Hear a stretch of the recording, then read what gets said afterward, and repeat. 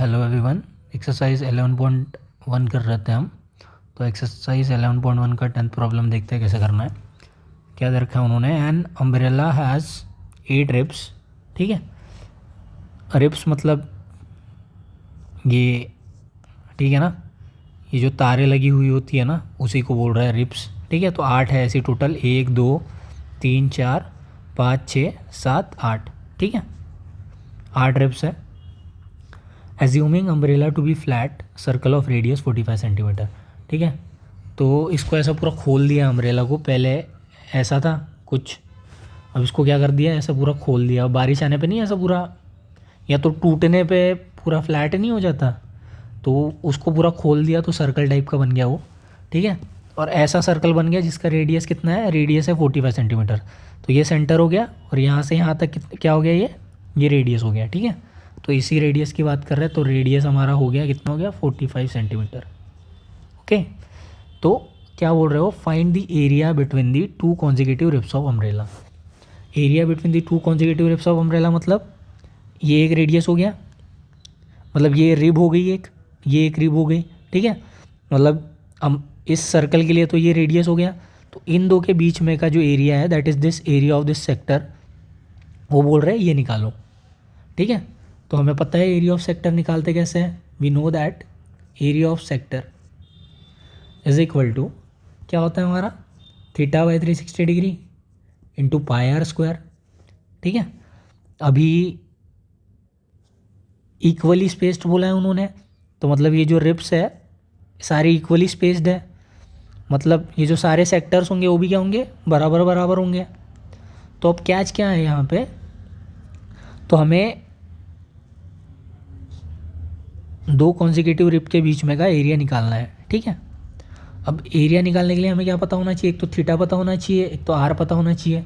Are उन्होंने दे रखा है, थीटा हमें नहीं पता है, तो थीटा कैसे पता करेंगे, पूरे सर्कल का एंगल कितना होता है, पूरे सर्कल का एंगल होता है 360 डिग्री।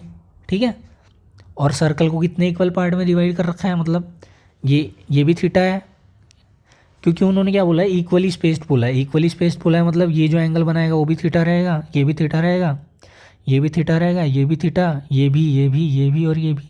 तो ऐसे टोटल कितने हैं, 1 2 3 4 5 6 7 8।